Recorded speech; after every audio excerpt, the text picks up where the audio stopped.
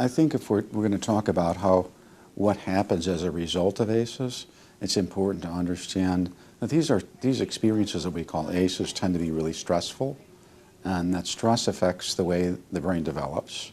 And one of the ways that it can affect brain development is that it makes people tend to be more aroused and feel high stress and have difficulty managing their emotions, which can lead to a lot of different behaviors, including violent behavior.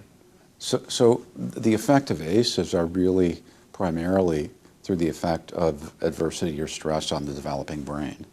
And so if you think of the sequence of brain development from really in the womb, but we'll start with infancy, that children's brains develop from the bottom, the lower part, to the top.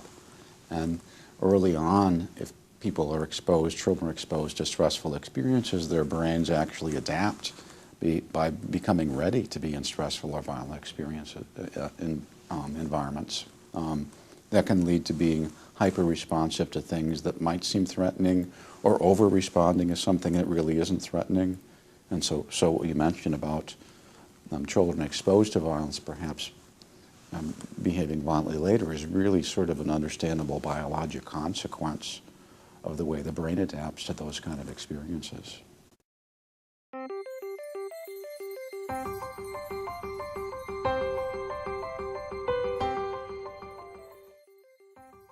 Learning to deal with stress is an important part of healthy development.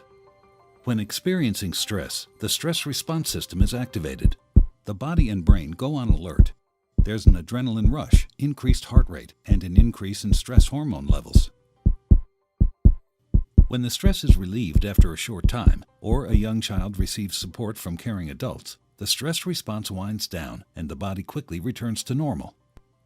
In severe situations, such as ongoing abuse and neglect, where there is no caring adult to act as a buffer against the stress response stays activated.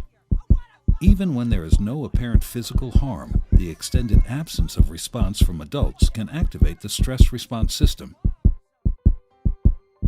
Constant activation of the stress response overloads developing systems, with serious, lifelong consequences for the child. This is known as toxic stress. Over time, this results in a stress response system set permanently on high alert. In the areas of the brain dedicated to learning and reasoning, the neural connections that comprise brain architecture are weaker and fewer in number. Science shows that the prolonged activation of stress hormones in early childhood can actually reduce neural connections in these important areas of the brain at just the time when they should be growing new ones. Toxic stress can be avoided if we ensure that the environments in which children grow and develop are nurturing, stable, and engaging.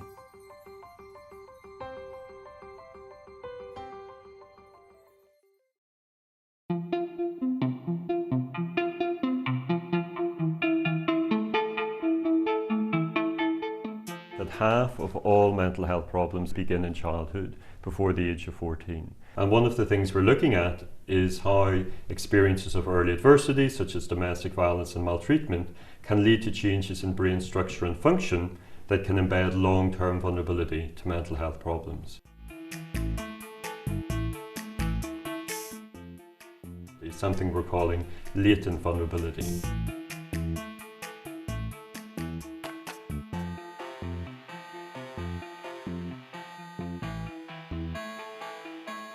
Those who had been exposed to maltreatment and domestic violence showed heightened patterns of activation in those brain regions related to threat vigilance and threat detection. And what was striking is that we see the same pattern in other studies done by other groups where they have looked at soldiers before and after combat.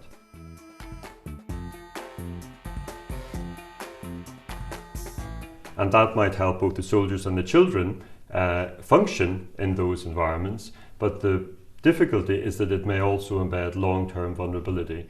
We believe it is reversible. We know that many children who experience abuse and neglect and domestic violence have a resilient and positive outcome, and we expect that their brain will change and respond to positive emotional experiences such as social support and being in a secure and safe environment